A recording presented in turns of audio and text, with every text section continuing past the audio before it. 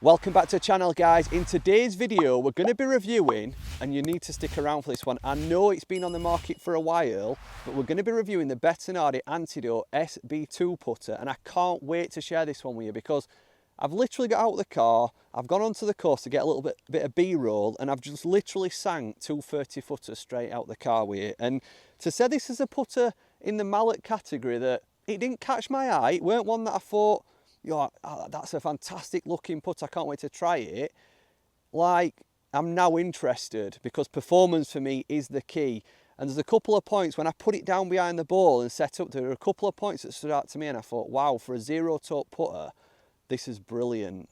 And this is going to come after the review of the SB1, which if you've not seen, I did earlier in the year, and I said were the best looking traditional zero toe putter on the market. We've done that review, we loved it, and actually it was the first zero toe putter to swing in the lab revealer square to square, other than, you know, obviously lab themselves. So we will do the test on the SB2 today, because I've not been using the revealer so much, because we zero toe putters, I think we've got to look at a lot of other sort of, you know, factors. Let's not forget, how easy is it to address? How does it set up? Does it set up with lean? Does it set up, you know, obviously vertical?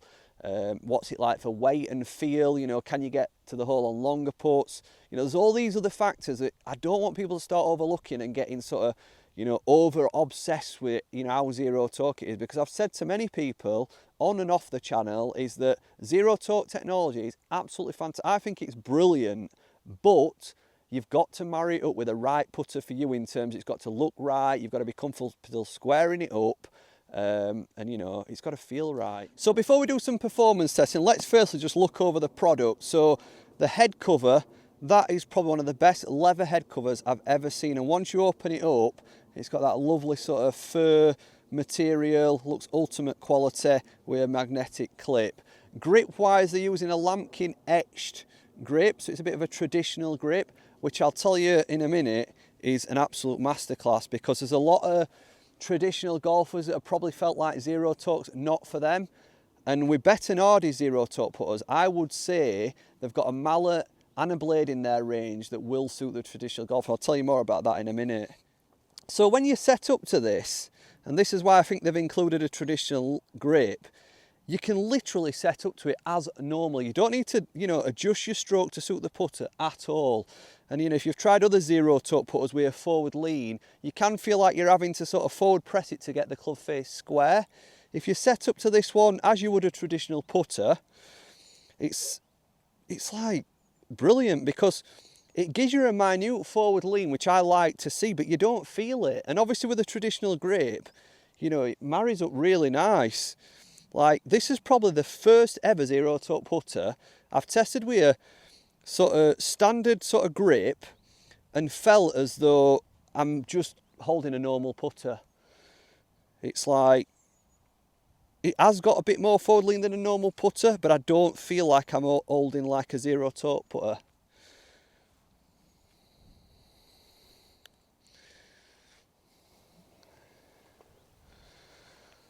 Now, if you said to me, Gaz, I'll give you £1,000 if from 30 feet you can get 3 balls into this hoop, this would be the putter I'd pick. Because I think with zero toe putters, if you've watched quite a few reviews, they feel a little bit almost lighter, you know, than traditional putters. And sometimes you feel like you've got to sort of, you know, hit or stroke it a little bit too long and try to sort of hit it hard on longer putts. Well, this is probably one of the first that I felt like it just feels like a normal putter. It don't feel light. It feels like on longer putts, I can put like a nice length of stroke on it where I'm not having to force it. And yeah, let's put it to the test. Now, I'm not saying I'm going to do this, but this would be the putter I'd pick, because so far out on the course, on the longer putts, I felt dead comfortable, you know. And although I do like zero toe putters, some of them you do feel like you have to sort of swing and hit a little bit firmer. So it's a tough one, this actually, because it's going to break a lot from the right hand side. But can we get the weight dead on? Come on. Oh, you know what? The weight's dead on. Ooh, I'll show you these obviously close up.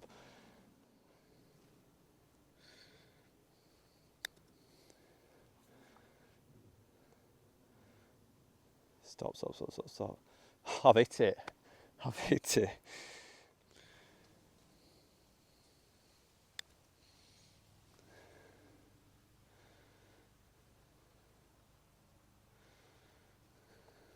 So, alright, I failed the test, but from 30 feet, they're not bad at all. I mean, obviously, if that pin were there in the middle, that is fantastic from back there.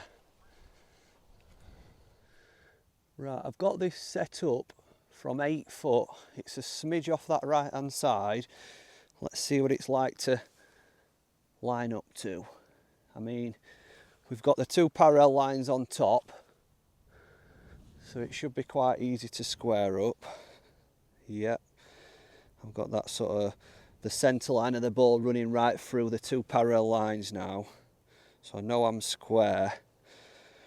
And if I can just let my arms hang and let that putter swing freely, we should have a good chance of rolling it if I've got the break right.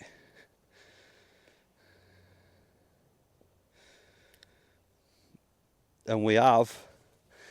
I'll show you a different angle of this putt, because it's not one you'd expect to hole every time, but I think I've got this set up perfectly. I always like to pick a point halfway, so that's why I'm practicing with this. It's the Aim Putt training aid, if you're wondering. Thank you, Aim Putt, for sending us this one. Right, that's set up perfect again. If I can address it square, I don't kind of watch the putter, I kind of just keep my eyes on the ball and then let the putter swing.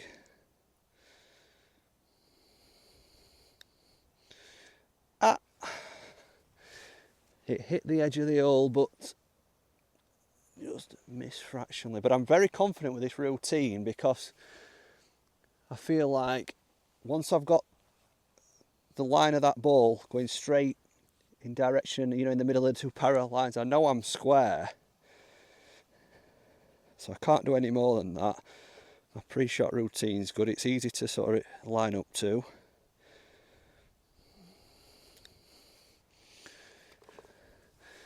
If you're wondering what that is, it's just so I knew where to put the ball. I've been getting a lot of stick for not including zero toe putters in the revealer test, so just for you guys, I'll show you it spinning freely. Shouldn't return to a particular place. It should always return somewhere, you know, different.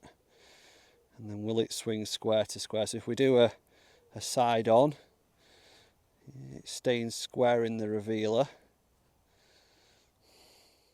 And we'll do a little bit of a sort of down the line. Yeah, it's staying square. Right, final test we're going to do today is toe, heel and centre test to see how forgiving this putter is. So what we're going to do is we're going to set the ball at 1 foot on the tape measure and swing the putter back to 2 foot and through to 0 on toe, heel and centre, and see what this pattern's like.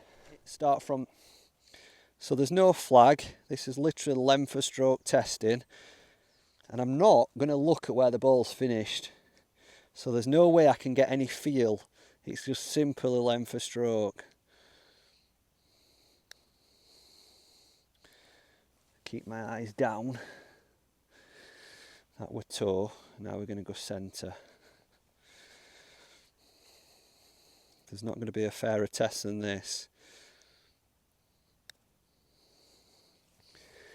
And now we're going to go heel. Are they close? I can't wait to look up.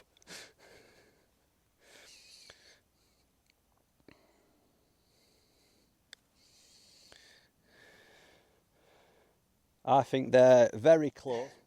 What I would say about feel-wise is the toe in the centre felt just the same. The heel, and it might be because of the emblem, it just gave a little bit of a different sound. But in terms of speed across the face, you know, I think they're fantastic. And to be honest, we always do a very what can I say, when we test toe and heel, we do a very toe and heel test. I don't think you guys are going to be sort of missing it that far towards the toe and heel. So that was the Bettinardi Antidote SB2 putter, and I weren't expecting that one with a mallet. When I said that the SB1 were the best looking traditional zero toe putter, I think I'm now saying that this is one of the best performing zero toe mallet putters, you know, and I think they've made two fantastic putters for the traditional golfer wanting to try zero toe technology, but probably the person that's a bit stubborn, ain't so bothered about adapting the stroke into a forward lean or trying a forward lean grip, just wants to be able to set up to the putter as they would a traditional putter, but with some technology in there to help them sort of swing that putter square to square. I think, you know, you can't overlook these two. And, you know, the weight, I think for longer putts, I don't think I've tested any others that probably feel as massy, you know, like you don't feel that you've got to swing them as much. Because I think with the other zero toe putters, you can get to the hole on longer putts, but they just feel lighter. Whereas this one, it's swung square to square in the revealer, so it is zero toe, but it still somehow managed to keep, you know, more of a swing weight at the bottom of the club. You know, it didn't feel light. So yeah, two fantastic putters from Bettinardi in the zero toe category, and I think for the, you know, more traditional golfer, one that you can't overlook.